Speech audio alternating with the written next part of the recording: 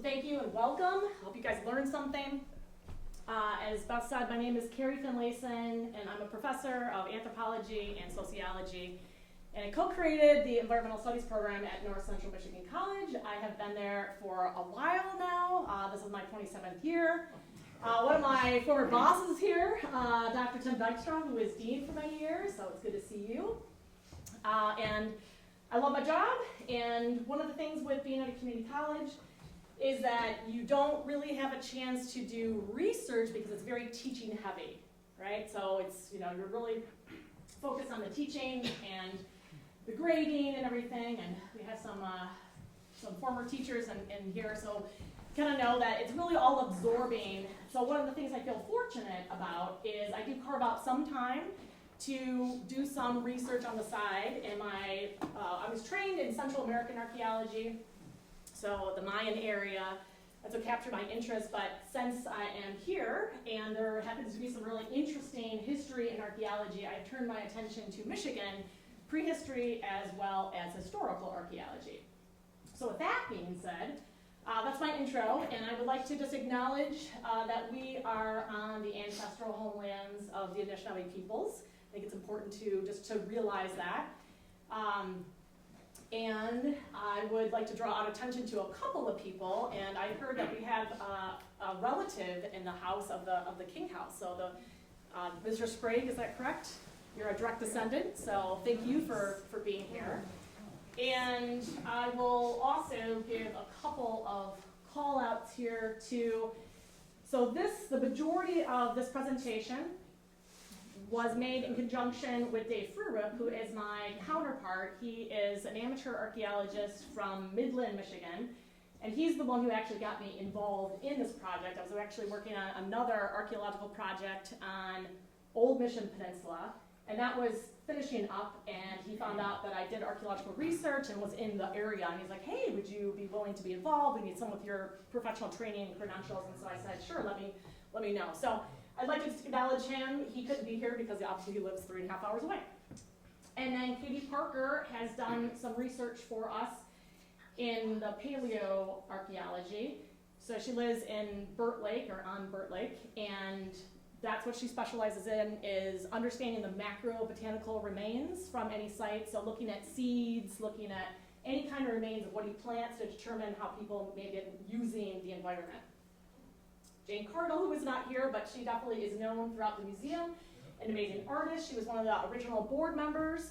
So she's contributed a lot to the information in this presentation. And then the current, but also we have a board member who is a past board member. I'd like to draw attention to Bill Kilso in the back, who's done a ton of work for the King House and is a retired chair. And the current board members are Emily Proctor, who is our new chair. I just retired. We can only serve 2 3-year consecutive terms. And Julie Carson, who lives locally, is the vice president. Ann Lampkin-Ferranti is our treasurer, and Jenna Hill, Eric Hemingway, and Wendy Furshey is our newest board member. So many of you are familiar with the term Labercrosse, so I won't go into that too much except for to kind of contextualize this talk and the placement of the archaeology. As you know, this place was referred to by the French as Labercrosse, which means the land of the crooked tree. You've heard how the Odawa utilized crooked trees, or they made the trees into kind of a crooked shape so they could see them from the lake and know where to pull out the canoe from when they went south in the wintertime and then north in the summertime. It's hard to see because we have these really wonderful bluffs, as you know, and it's hard to navigate unless you have some sort of marker. So the French noticed this. They noted one particular tree in Cross Village, and then they named the place the land of the crooked tree. So you'll see that in the French documents. So I have a couple maps here. This is from 1835, and this is coming from Dr. McClurkin's research, his PhD. And this is just showing you that, from 1835, we don't know, of course, exactly where, but there is a village, the Labercrosse village, and there's 2 dots there, and it looks like a mission. This is in the general vicinity, somewhere between Goodhart and Cross Village. A brief history of the area. So archaeological evidence indicates that people have been living here 9,500 years before the present. What does before the present mean? In archaeology is an odd thing, but there's all these different chronologies, and people decided that the present is referred to as 1950. The reason why 1950 is because that is when carbon-14 dating, which has allowed archaeologists, much more chronological information than before. That's when around it was developed by Edward. So oral history might be different. So I'm giving you just the archaeological perspective and some of the artifacts that were found. This projectile point right here was found just recently. So it was really kind of an interesting story.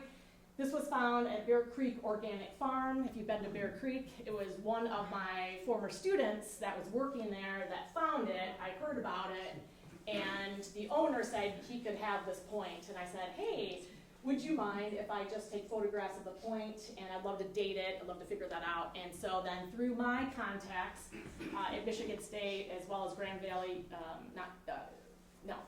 Grand Rapids Community College, we have determined that it is a late Paleolithic point. It's just a time period of archaeology. So it's a very old point, and we are finding a couple of these fairly recently, which has pushed back our knowledge of how long people have actually been living in this area. And the reason why that's significant is because it was thought, again, that this was completely full of ice that long time ago. And certainly there was ice here, but it looks like there were some land corridors that people could have actually moved here and lived here. So we're pushing back even what we knew about Michigan archaeology, which is kind of interesting and fun. The land of the crooked tree in Anishinaabemowin is Wakanakasi or Wakanakasing. There's various spellings, and so I just wanted to, and there's more spellings than this, but just to show you, this is the Anishinaabe word, and this is what we'll be using as our terminology. I'm just going to kind of go through some of this a little quickly. So the fur trade. So the fur trade era, many of you are familiar with that. The Odawa were, at least in the literature and in oral history, known as kind of the middlemen, as traders. That was a strong reputation. Some of them lived at Fort Michilimackinac and did trading with the people that were there, the French and then later the British. In 1741, the Odawa wanted to move from the fort for more fertile land, and it turns out there was a Father Déjeuner, which I'll talk about a little bit, that tried to kind of make that happen, try to persuade them to move south from Fort Michilimackinac to Cross Village and to what is now Good Heart as well. The French did depend heavily on corn grown by the Odawa, I just said Native Americans, and the Odawa formed strong kin ties with relatives at the fort. So this Father Déjeuner, Pierre Déjeuner, helped persuade them to move only as far as La Croche, because they were so dependent again on their food supply that they're like, please don't go, he said, please don't go too far away. Because they were talking about moving further, but he said, no, please don't go that far. So he had a kind of an effect on the Odawa, and at that point, after he built a mission in what is now Good Heart in approximately 1741. No one's found it, no one's ever been able to find it because it's probably birch bark. But he essentially divided his efforts between the St. Anne's Parish at Fort Michilimackinac, which was one of the oldest Catholic churches in Michigan, as well as St. Ignace and La Croche as well, where he had a farm. And he ministered to the Odawa for over 30 years. All right, a little bit more history. So approximately, we know this from census reports, 2,000 Odawa lived in several villages along the coast in the summer. They engaged in farming, corn, as you know, pumpkins, potatoes, fishing, hunting. The pumpkins and potatoes, that is written by a Slovenian father, and he was really interested in agronomy, Father Pierce, and in his writings, he wrote about essentially that when he got here, this is what they were already farming. They were farming corn, pumpkins, potatoes, and he comes into play a little later. Some families left in the winter, went south to trap, where it was maybe slightly warmer, and others relied on dried corn, venison, maple sugar during the harsh winter. So it's not like necessarily everyone left, but the group was pretty mobile and didn't live necessarily here, like a while ago anyway, 100% of the time. So there's a lot of movement down to the south and then back up again. So fish, corn, venison, maple sugar, diet staples. At Waganakasine, they provisioned the forts and Straits population with garden, produce, meat, and some fur. So definitely a lot of connection going on between the fort and Goodhart and what it was known as Middle Village at 1.2, and Cross Village all the way down to Harbor Springs and probably Charleroi. So this is a drawing by Joe Showman in 1805 of the supposed Father Desjardins' original mission, somewhere on Lambkin Road. That's the oral history of where this was. So Father Desjardins helped the Odawa to intensify their horticultural fields and affluence through the fur trade, had connections with the Métis, which are mixed French and mixed Odawa, and then family on Mackinac Island. And so we are seeing some change through time. 5 villages stretched from the South Shore, Little Traverse Bay, to the Straits of Mackinac. I'm not necessarily going to pronounce them. I don't know, Melissa, if you would like to. You don't have to, right? But, or if anyone else is fluent or knowledgeable a lot more than I am, I can pronounce Middle Village because I've been trained by Eric Hemingway. And Mark Thompson, I think I got that sort of down. Cross Village is a little tough. Agamine, that's pretty all right to do. And then Sheboygan, Burt Lake. So Henry Schoolcraft, who was an Indian agent, did a census in 1839, and he calculated, of course, there's going to be some error, but 1,244 people in Wakanakasine with an average then of 249 people approximately per village. In the 1800s, after the War of 1812, Americans had a policy, as many of you know, of civilizing the natives, and life slowly then began to change at Aptuaing, and Aptuaing is going to be the focus again of the majority of the talk. That's Middle Village, that is Goodhart, and the original Anishinaabe name was Aptuaing. Andrew J. Blackbird previously reports many of his people living in wigwams, and I just thought you might be interested in knowing this. But people don't necessarily know what a wigwam is, and of course, it could be different per group, but as a general rule, it's a semi-permanent domed dwelling. And so he reported that his people were living, not all, right, but at least some were living in wigwams up to the early 1830s.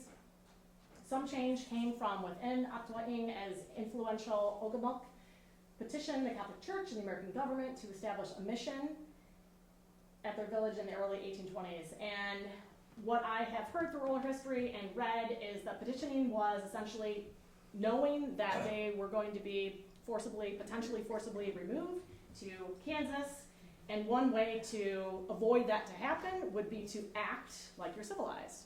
So if you could have the markers of civilization, then that would probably ensure that, by the government standards, you're becoming American.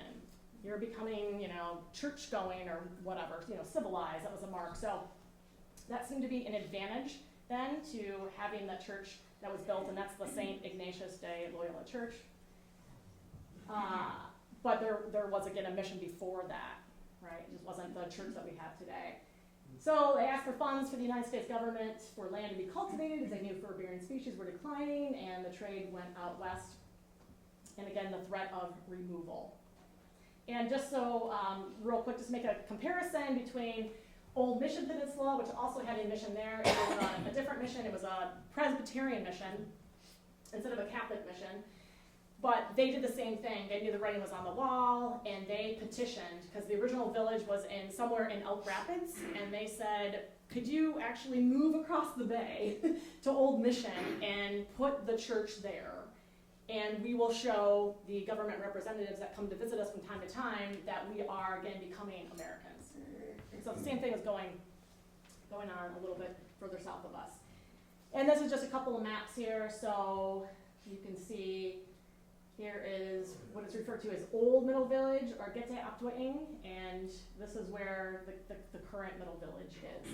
So I don't know of any archaeological evidence or remnants of exactly where the old village was, but again, oral history has informed that there was an Old Middle Village, and then it's a little dubious about the reasons why to move it north, but there's some conjectures out there, but they moved their village north, or their occupation north by about a mile.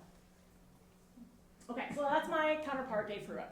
So again, he's a guy from Midland. Just wanted to give an ode to Dave. There he is. This is the King House.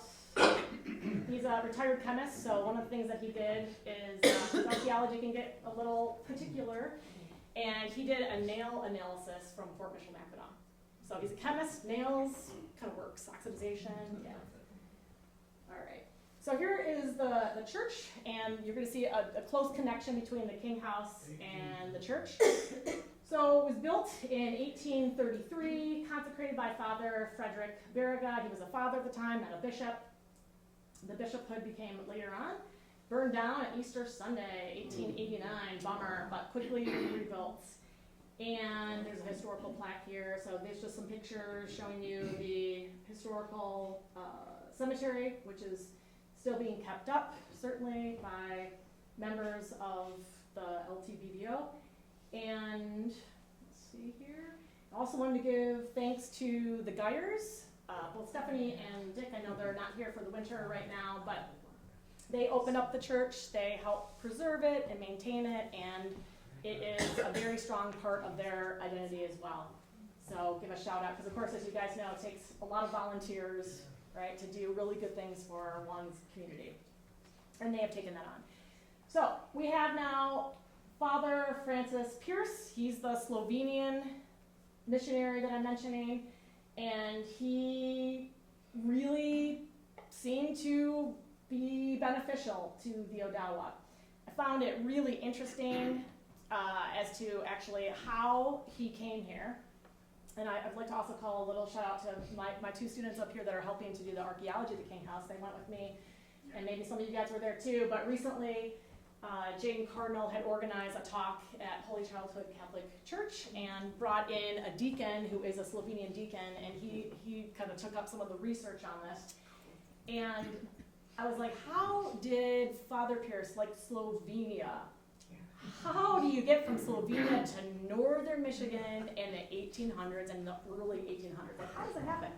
Well, apparently they were, looking for people to go and go over to America, this Slovenian missionary, and they wrote an advertisement in German. They put it in German papers, and who is now known as Father Barraga, he found out about it. And then Pierce knew Father Barraga, and the word spread. He's like, I want to go too. So Barraga got her first, and then Pierce did as well. So here's a picture of Pierce, who apparently was around the age of 50 or so when he came here. So one of the things that he did is he helped the Odawa buy land in Middle Village, like actually buy land, understand titles, plat out lots, and deed lots to the Odawa. So he really knew, the writing on the wall as well, that they were probably going to be removed at some point to Kansas, and he wanted to help them stay here. So he also initiated the building of log cabins. Like I said, he was really into agronomy, and apparently they were already farming, but apparently brought over iron implements and taught them how to use iron implements. And one of the things that I learned from the talk that we went to, which is in some of these papers that is in Slovenian, is that he brought over new vegetables like beans, peas, onions, tomatoes, green peppers, and now what fascinated me the most is apple trees and pear trees. Yeah. So I guess we could say thank you if you enjoy apples and pears. Thank you to Father Pierce and Slovenia. So I'm pretty sure they came from Slovenia. Yeah. And we don't know the exact date that the King House was built. Somewhere between 1849 and around 1852 or so. What's that mean, the smallpox genocide? Well, I put this here as that's one, I just would say it's at the conjecture level, but if you know elsewhere or otherwise, I'd be willing to certainly to entertain that. But the thinking of why there was that movement from the old Middle Village to the new Middle Village is that there were infected blankets given by the British. As far as I know, the British, not the Americans, but I'm not positive on this. And again, this is what I've heard, so again, I say it's at the level of conjecture, not necessarily established fact.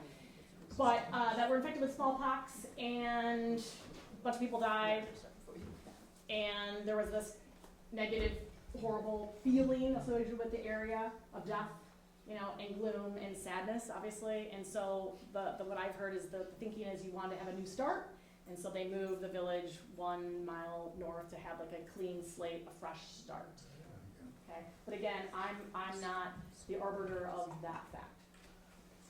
So this is another map here, 1850s, just showing you that there's a cluster of houses. It's not a great map, it's not a plat map or anything like that, but it's certainly showing you that there was habitation and that it was labeled Middle Village, and then you know it's rocky, so I guess if you're gonna have a boat or something like that, you might wanna know that.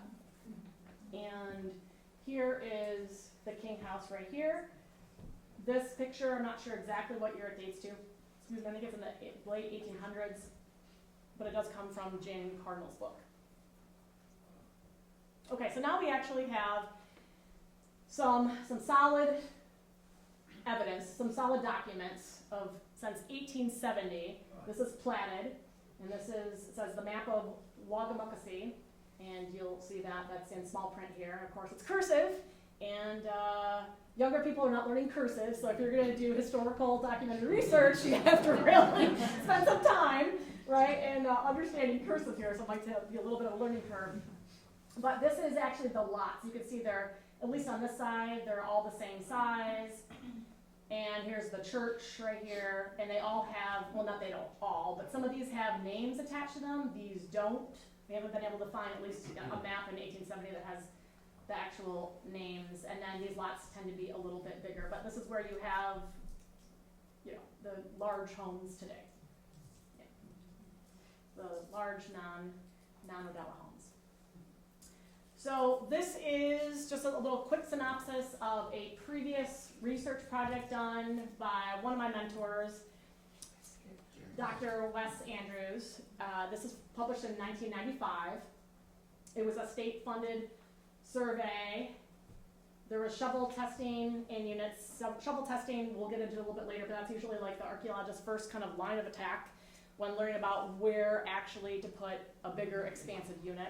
Is you do shovel testing to see if you actually, you know, come across any artifacts.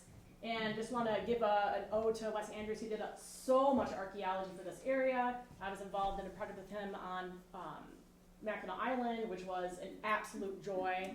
And he had a contract firm, so he did what was called CRM work, contract or cultural resource management, but contract archaeology. There's two different types of archaeology generally. It's contract work or it's academic work. You're either aligned kind of with an academic institution or you have your own like business essentially. And there are laws, Section 109 for the state of Michigan, that guide you on cultural resource management and essentially state laws where you have to bring an archaeologist if you're on state property and that kind of thing. So he has since walked on just recently, but I just want to give an ode to him because, like I said, he did so much work in this area and had an absolute love for his people and the area in which he grew up. So what he was finding is that the artifact assemblage is really similar to what we've been finding, and I have pictures for some of the artifacts in just a little bit. But I just wanted to draw your attention also here to, that's where the King House is. So it is, on the plat map, it is lot 8. Okay, and this used to be, every one of these was essentially like a King House type structure. So we call them a kind of a log cabin kind of style. And there were approximately 52 of them at one time. So imagine that. And there's only 2 remaining now. One is again, owned by the public, and the other one is owned privately. But it seems like there might be some interest in future historical or archaeological research there, and that is the Chingwa House. Yeah. Okay, so this is just an aerial view, just so you can kind of just see some spacing here. Yeah. So that is where we are talking about.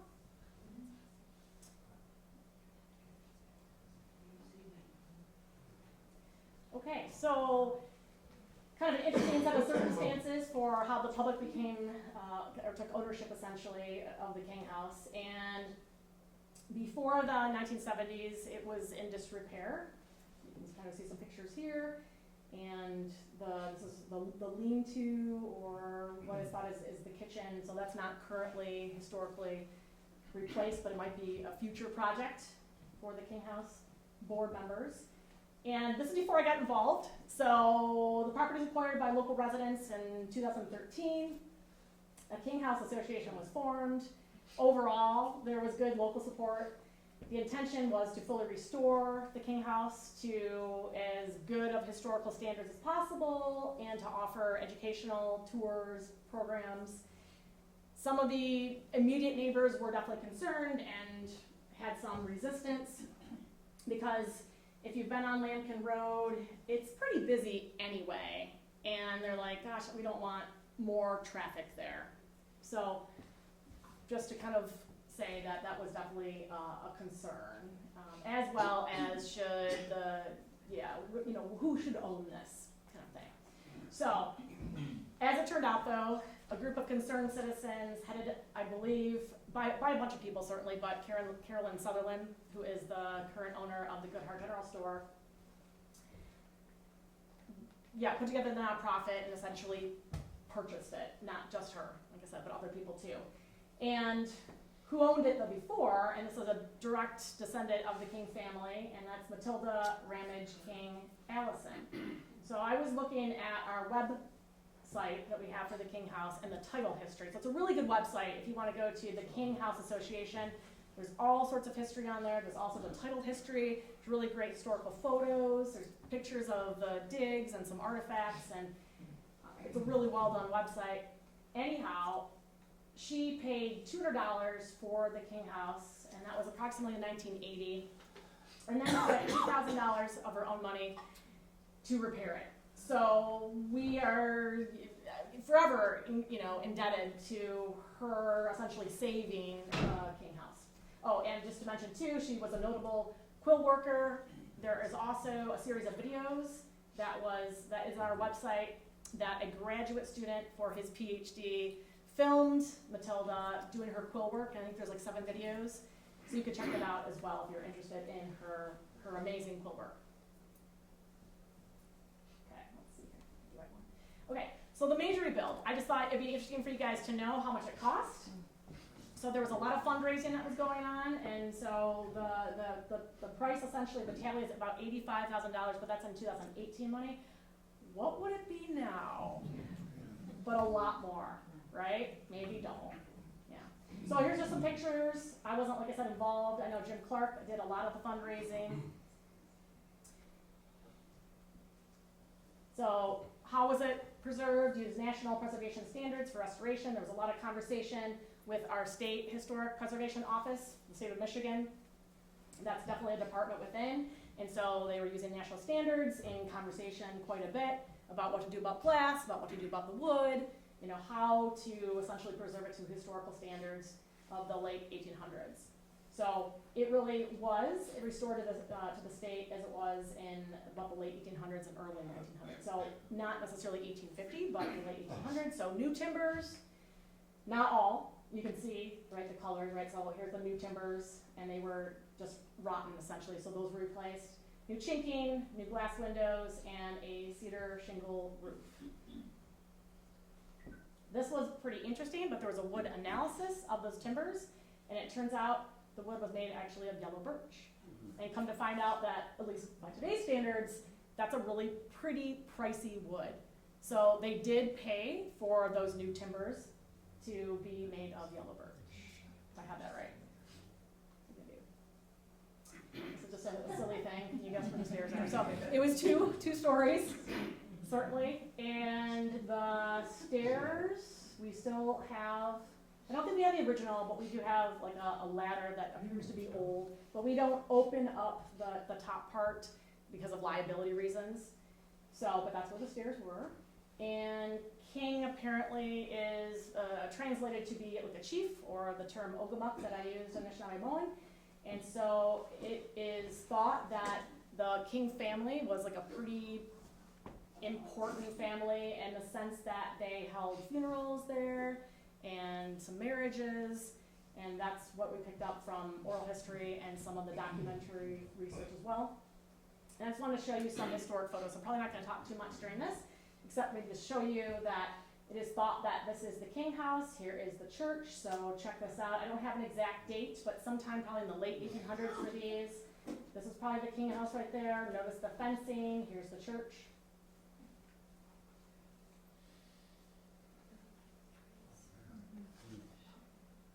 In terms of the family, we're talking about Tom King. So apparently they were brothers, but Matilda Allison was the granddaughter of Tom King. And this information is coming from a later plat map. And Octawaing translates again middle village.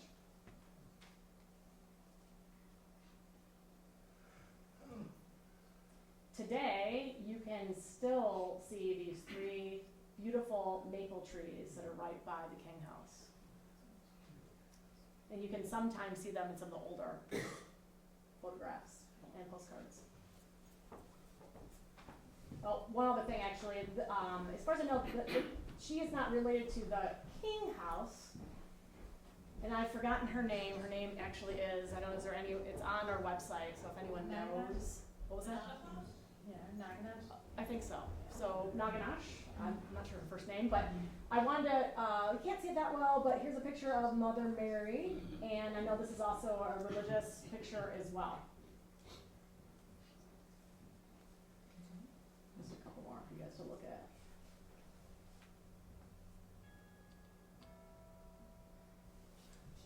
Okay, so now we're going to turn then to the archaeology. So why do we do archaeology? Well, we do archaeology to learn about the past. It can tell us so much. Right? Excavation can tell us so much. So we look for material culture. One of the things that I always tell my students that we get constantly is, do you dig up dinosaur bones? They're like, no, that's paleontology. So we are not that late in time, right? We're earlier in time than paleontology, which goes back millions of years. So what we do is we're looking for material remains, any kind of material remain. And it can tell us these things. It can tell us, of course, time, right? We always want to know time, right? We always want to date things, and that's one of the frustrating things about archaeology. If you don't have anything that you can carbon date, there are other ways, but it can tell you time of occupation, it can tell you the activities that took place. You know, people living here, were they farming? Were they making hunting tools? You know, those kinds of things.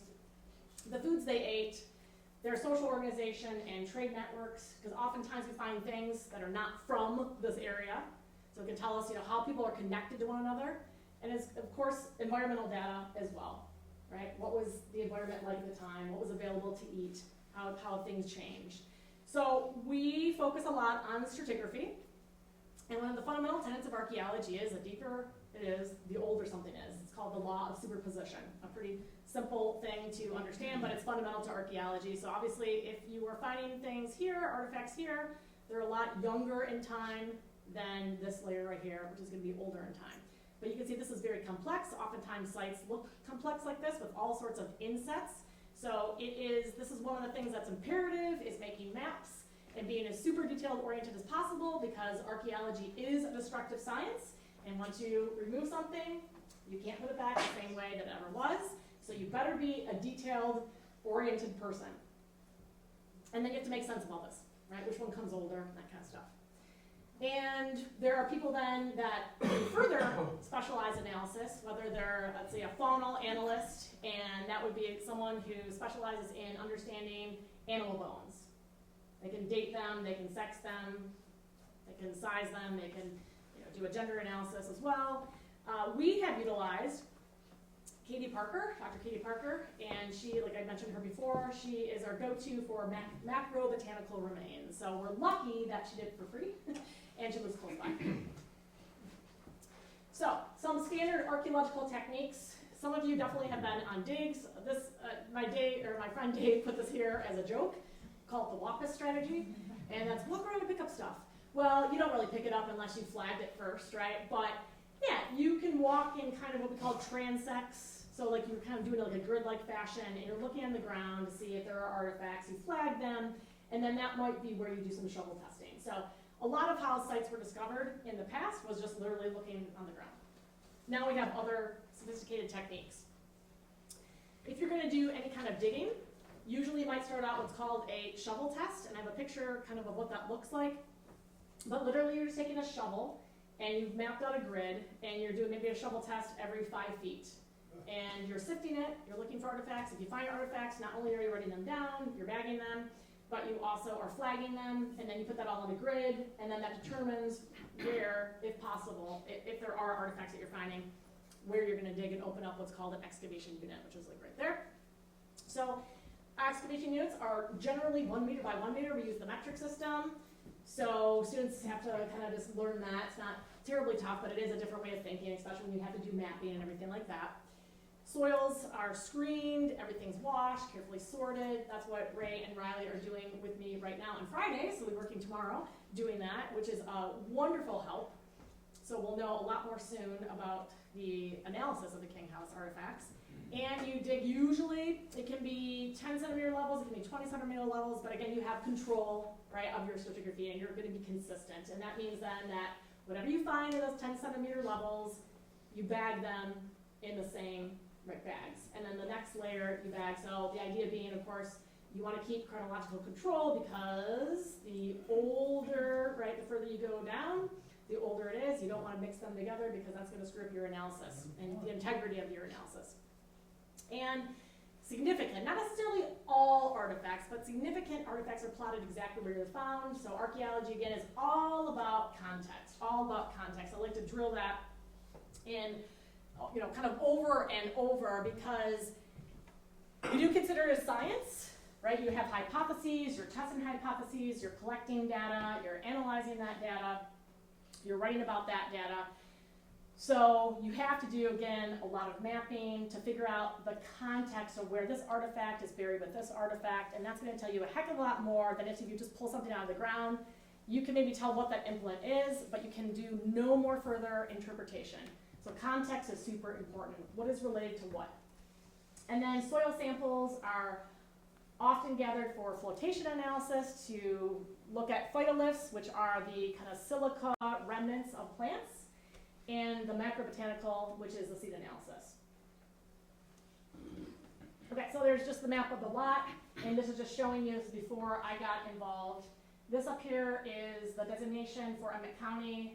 It has the number 20 for the county, and the King House is the 156th archaeological site in Emmett County. If that gives you kind of any idea of the richness of this area, like the richness historically and archaeologically. So here is the bluff, here is the King House, and then these were all the shovel tests that were done, and this is not necessarily complete, but before I got involved, there was one excavation unit here, and then since I've been involved, we've done 3, 4, 5, 6, 7, 8, 9, 10, 11, 12. So we're opening up this area right here, but it's very slow. And you can see, and this is what I tell my students too, is what I asked my professor when I was 18. I said, aren't all the sites dug already? I mean, humans have been interested in archaeology forever. And he had this beautiful smile at my naivete. And he said, oh no. You are good. You can go into a field of archaeology. You'll find a career because on average, only 10% of every site is ever dug. And I'm talking about even the big sites that you guys have heard of, like Machu Picchu, right? And maybe go back to Tepe or something like that. So it's again, because it's very slow. Yeah. And you have the weather, so it's not like every site you can work year round. So one of the issues here at the King House is this. And I'm not going to blame anyone or whatever, but I do know at one time there was the kind of referred to as the dump, the village dump. I don't know what year that dates to, but a lot of garbage got piled across the street. Then when people were building across the street, they wanted to get rid of the garbage, of course, right? So they took a back-end loader and kind of smushed it all the way past the King House. So what that means is that what we're finding, we can't say there's extreme archaeological integrity because it's a whole bunch of stuff from a whole bunch of time periods. We can certainly say some things, and we can come up with, again, hypotheses and some declarative statements that I think are factual and true, But in terms of saying like, these are the material things that belong to the king house, we can't do that. So we can only speak in some generalities. So one of my goals anyway is I'm trying to work with maybe some other landowners to allow us to excavate on their property so we can actually have good stratigraphic control, and then we can do more scientific comparisons.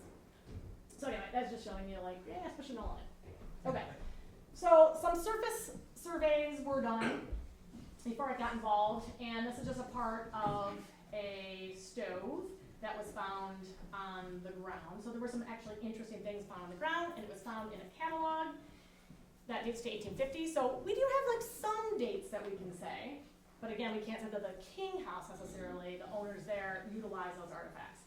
I thought this was actually kind of cool. If you go to the king house when it's open in the summers, you can see some of these. This is a bud spark remover for the, for trees, for the bark on trees. And then this is a scythe, cut down vegetation. And they look fairly old, but again, hard exactly to date them with an exact date. An old bike pump, so I'm just going to show you some of the artifacts now. That's kind of cool. And this is Dave looking all professorial. He likes to be silly. So we found this monkey wrench here, and he also did some research and found this in a catalog. So circa 1900, so that's kind of cool. I want to show you some pictures of the crew through the years.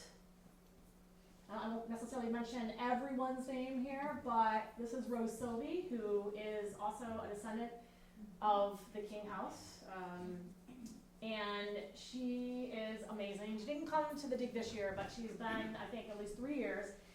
She's in her 80s, so I just have to say that when she was like, I don't know exactly how old she is now, could be 84, but I do know when she was 82, she outdug the 19-year-olds, the 18-year-olds. I mean, she was amazing. She's down there on her knees, right? And she was just going to town. I'm like, wow, come back anytime. You were amazing.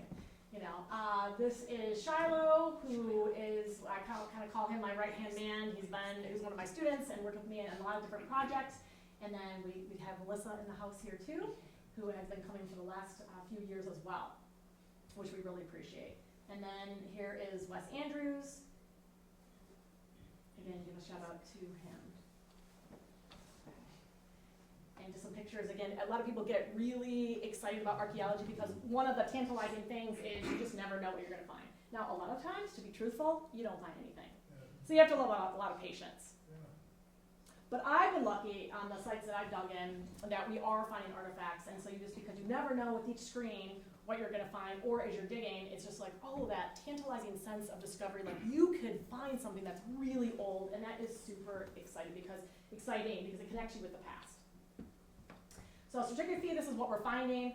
So again, stratigraphic analysis, here's the O layer, we call that the organic layer. It's fairly thick, and it's we describe the soils. So there's books that you use, a Munsell soil color chart, and you write all the stuff down. So dark brown sandy soil, then you have brown sandy soil, and it's a type of soil called spottisol, which is sandy and acidic. Which means if it's acidic, that means it's going to break down organic matter, i.e. also break down artifacts. So often the archaeology in Michigan doesn't have great preservation because of the acidic soil. And unit 1, just showing you a unit there, and a top-down view of some of the stones. We map all those because maybe that was part of a patio, you never know. A walkway, fire pit, who knows, right? This is a mess of artifacts, and these are some pictures from Ray and photos from Ray, and this is from before. So what we're doing now is I have I think I've been involved in the project since 2017, so a whole bunch of artifacts to wash and to sort, and so we're working on that right now.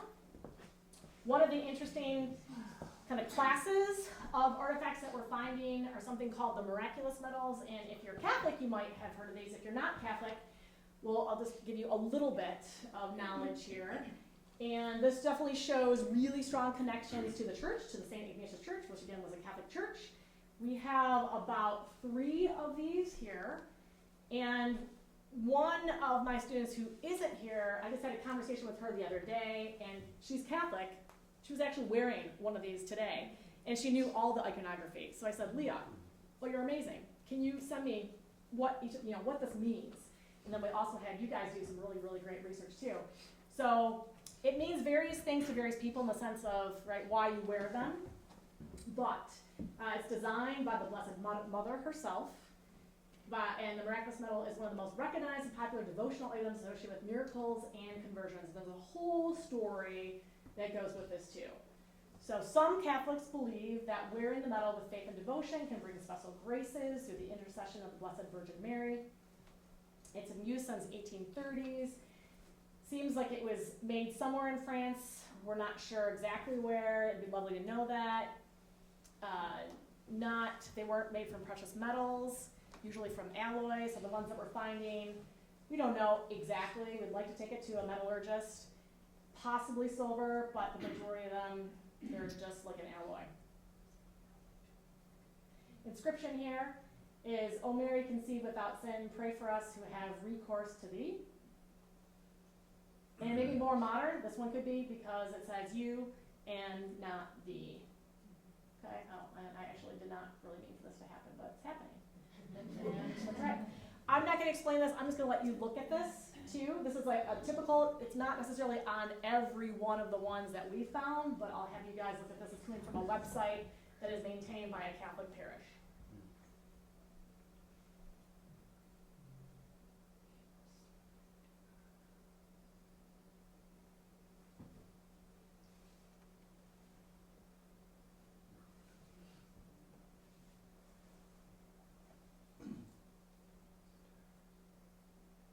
But what I will say, what was fascinating is that the student that I'm referring to knew it all.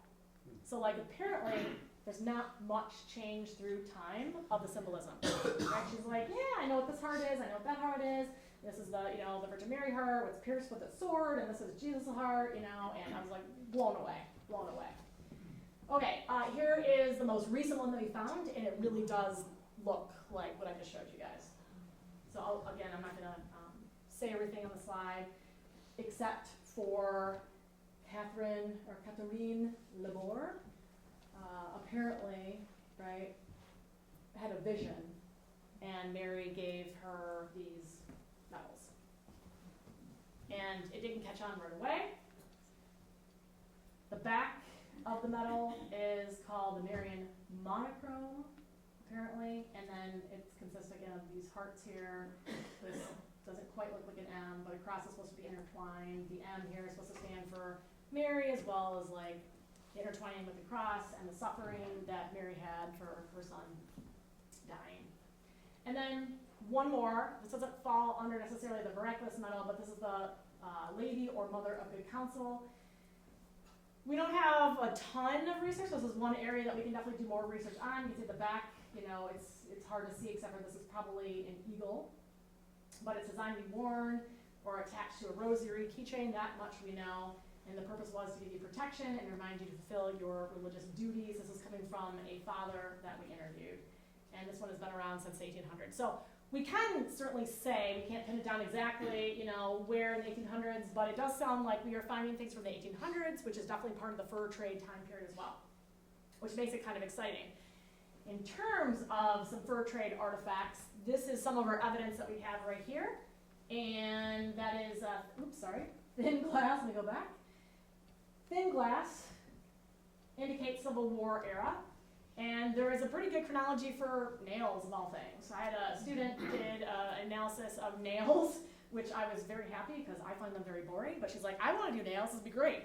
And so anyway, we know that cut nails are pre-1900, wire nails are post-1900, and then you have a forged nail, kind of sometimes referred to as a rose nail, and that suggests a date of pre-1800, which is really cool. So we are finding some of them, not a lot, but we are finding some of them. But then we found some flintlocks, right, from flint, right, from guns, right, and these date to definitely to, we only have a couple of them, but to the fur trade era, probably 1700s. And probably showing association with the fort. Some lithics and some fish bone. in terms of prehistory, the chert source that was used to make stone tools is called Norwood Chert, and that comes from Norwood, Michigan. It's dated to around 10,000 years ago, so we do know that that's quarry that has been mined for at least 10,000 years. And it is protected. It is in the Fisherman Island State Historic Park, or State Park. It's not a historic park, but State Park. And how am I doing on time, by the way? I mean, I just don't know if I can go over just a little, or if I should speed it. Just a little, okay. A few more things to look at then. So very large forged spike and some historic ceramics. One of the things about ceramics is if they have color and a pattern, and if they have some sort of maker's mark on the back, that helps you date them. But as you can see, most of what we find are very small pieces. So we're having a hard time dating them, but they're certainly historic, they're not modern. Kind of interesting there. The green is pretty rare, so usually you find lots of blue, and the red is even rarer, red/purple-ish. We did find last year a pendant cross, or a cross that would be worn as a pendant. You can see it's kind of oxidized there, but they would have worn that. So again, lots of connection to the church, certainly. Interesting. I'm just going to tell you the quick story of this. When it was found, everyone's like, what? You know, swastika? And everyone came up with, this is what you do when you're screening or you're in the pit, you come up with ideas, right? And everyone's bouncing ideas, I think it's this, or I think it's that, and you know, it's kind of fun and everything like that. And I didn't know, because I mean, I've never found swastikas in this area, and Rose Sylvie was there, and that was the octogenarian who was digging with us, and she said, oh no, this is a good sign. The Odawa, they use this as, it was a powerful, positive sign. It wasn't anything related to Nazi Germany. And that's as far as I've gotten right now, so I'm going with that. Yeah. Dog whistle. Oh, wow. Question mark pendant. Someone thought maybe this is a quill flattener as well. I'm not sure about that. It looks more to me like a pendant. However, there's not a hole drilled here. Maybe wrapped with leather, string, something like that. Give you a pendant that way. We all get excited when you have pipes or pipe stems, because you can date them. And so we have a fragment here of what's known as a TD pipe, and it definitely dates to the mid-18th century, so that's pretty cool, right? So you can see the stars here, the stars there, you can see the T there, and part of a D. So that we can say, again, is mid-1700s, but we've just found one partial one. Seed beads. Seed beads are super small beads. They were definitely utilized and traded by many different indigenous groups. You can see one there too. So that is an indicator again of getting older through time. And a couple more pictures of some unique things. A large iron piece. Ceramic block, or not ceramic block, I have an iron lock here and some other ceramics. So maybe you guys can look up this pattern here and find more information about that. That'd be cool. Wooden button. We do find lots of buttons. So some are from wood, some are from bone, some seem like they're ivory. We don't have a good handle on the dating of those either, but really kind of cool. And then just different glass pieces, vertebrae, you know, some metal here and glass here that's oxidized. Usually when you have oxidized glass like this, it's older as well. Another lock and more buttons that you can see. Possibly a trunk lock here. Miscellaneous artifacts. This is also part of a pipe. Another one that we can date was a little bit older, seems like in time, but this is a Bannerman pipe. It was made in Montreal. So definitely there was pipes there was smoking going on. The botanical analysis by Katie Parker, if you're still with me here, is found corn cupules, evidence of horticultural farming, gooseberry, blackberry, elderberry, raspberry, probably naturally occurring, hemlocks, conifers, pines, spruce, fir, birch, and maple were all found in her sample. And there's supposed to be a little video. I don't know if it's gonna work on this, but that's okay. They were just an example of enthusiastic volunteers, and they were really excited at what they were finding. So a couple pictures from this year's dig here. Find you there. Yeah, and Alex is in the audience as well. There you are. Yeah, appreciate your help. Is that how deep you are? Like a foot and a half? Yeah, so this is when we're first starting. starting out, and then we usually go to 60 to 70 centimeters, something like that. And we stop there, but we're not finding artifacts anymore. We call it, you've reached sterile soil. That's just kind of what it's called. Yeah, and so that's usually the case. So a couple more things then about where the King House Association is at and what we've done.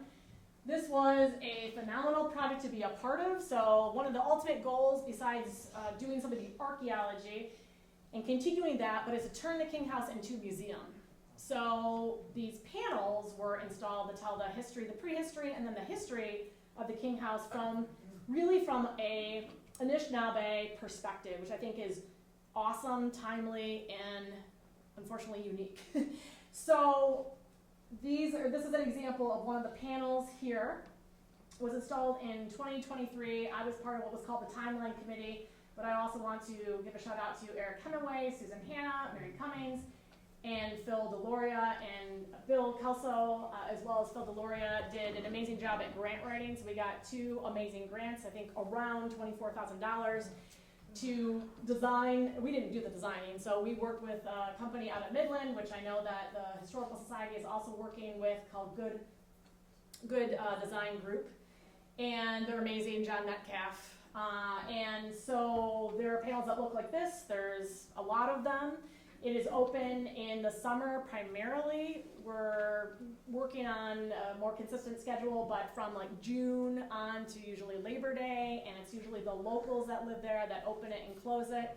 We now have lights, so I just want to say that this took about a year and a half to do. Eric Hemingway wrote the majority of the perspective from the Anishinaabe, and then everyone had their interests and kind of specialties, and we worked really well together. And it's really, actually, really well done. Like, it's really awesome. So if you haven't had a chance to go to the King House, definitely check it out next summer. And the one problem, though, is because it's a log cabin, there's no there's no lights, right? It's not electrified. So we were like, gosh, what do we do? Do we try to figure out solar panels, but they cost like $5,000? Do we get Great Lakes Energy to come in, but that costs $5,000, blah, blah, blah. So we decided then, as a committee, to get these LED battery-operated lights. They go above, and they're awesome. They only have like a 50-hour battery life, but they still work beautifully, so you can now see the panels, because that's what we were coming right into problems with that. And a few other things to mention. So potential, like I said, fur trade material identified. Artifact assemblage is consistent with the known historical occupation. We are trying to either corroborate Wes Andrews' report or locate artifacts that date to 1830 or before. The fall of next year, we're going to continue with community archaeology. Just want to mention again, if you have an interest in that, you can go to like the website and find out more information, or we have a Facebook page, that's where we kind of mention it. Also though, if you have a particular interest, I was giving my email to several people, or you can give me your email and I can put you on like the listserv so that you'd be noted when we do it, but we usually do it the 3rd weekend in September. There's talk of replacing the porch because there's a couple running wooden slats there, and maybe add a door or a roof over the door. I was supposed to say, well, yeah, a door roof actually. And donations are welcome. So that is, we're working on right now, setting on a kind of a donation campaign. It's one of our yearly end of the year campaigns, because we need at least $3,500 to keep up with operating expenses for like liability and insurance and that kind of thing. And then anything more goes to these larger projects. The next project will be we have the sign, but we haven't installed it. And so the sign is a kind of a short synopsis of the house, that when the house is locked, that visitors can read, and then there's a QR code that takes them to the website where they can find out more information. And that was also designed by John Metcalf of Good Design Group. And the ultimate goals will be to do what any academic needs to do, and that is to write and publish a report. Some of my goals, and I'd like to work with kids in the summer to train them in archaeological techniques, and I have a particular interest in getting more Anishinaabe kids to learn archaeology, since this is their history and they might have a real strong interest. So I'm working with Emily Proctor and Eric Hemingway, and if anyone knows anyone else to work with to kind of make that happen, that would be great. I think that would be fabulous. And then the sources. So these are the main sources here. And with that being said, I understand I kind of went over maybe the hour long. You can feel free to go, but I'm also here to take questions if you want to. So thank you very much.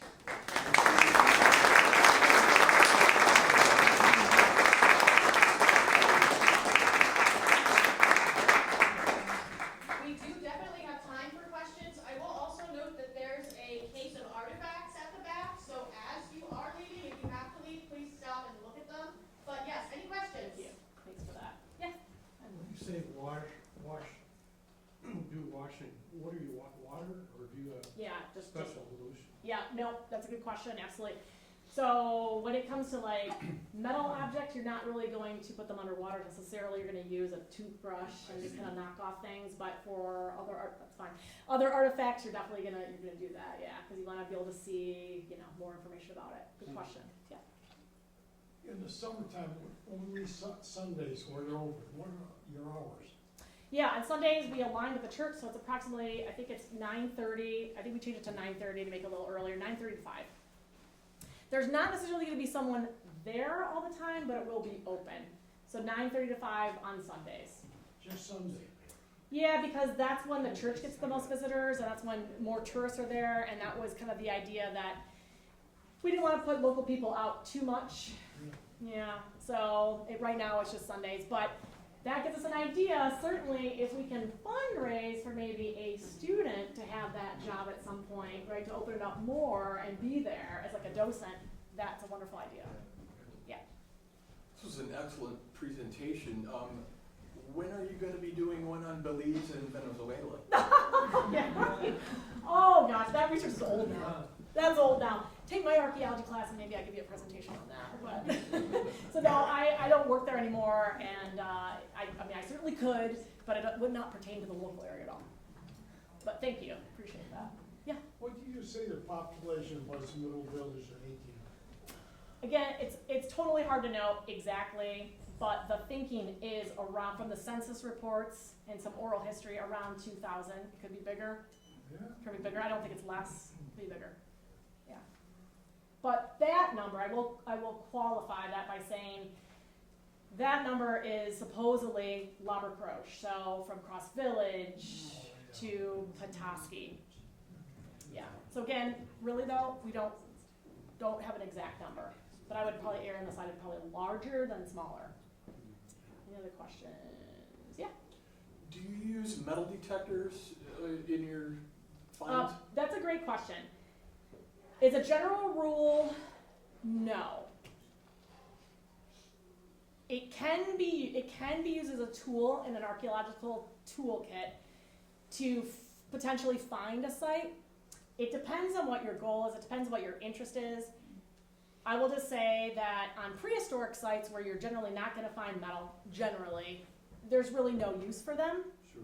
On historical sites, there can be a use for them. So it kind of, you might decide to use it if you have pictures, let's say, that show potentially some metal artifacts. And so you're like, oh, it can be more efficient for me to use a metal detector to figure out where to dig. Because again, one of the main things of an archaeologist that maybe slows things down is you don't know exactly where you're going to get the most material culture. And as you guys are learning, if you don't already know, it's a very slow process of digging. So that's why you usually we'll do some sort of shovel testing first and say, like, here's the concentration of artifacts, so here's where we should sink our excavation unit.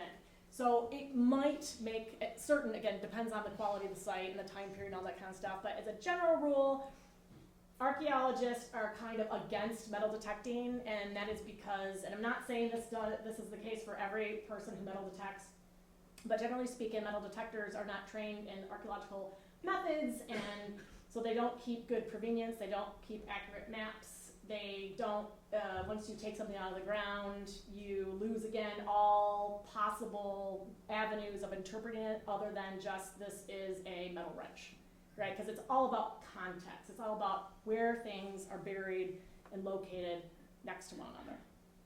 So that's my answer on that. Thank you, it's a great question. I know they're using, in the Amazon stuff, they're using ground penetrating radar to find different structures and stuff. Is that too macro to be applicable in here, or is it just too expensive? It's too expensive. I would love it if anyone has a company or knows someone that has GPR or ground resistivity.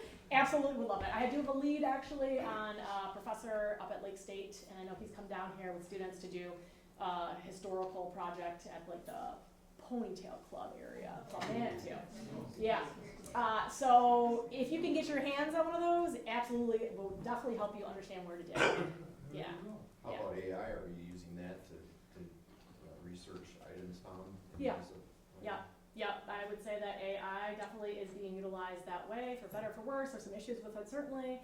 But LiDAR, you've probably heard of LiDAR as a way to definitely find sites. And so I would say that instead of the old method, which is just walking the ground where people have told you that people used to live, and making recordings of where things are found and then figuring out where to dig, now oftentimes sites, especially like in the Mayan area, they use LiDAR and they're discovering lots of sites.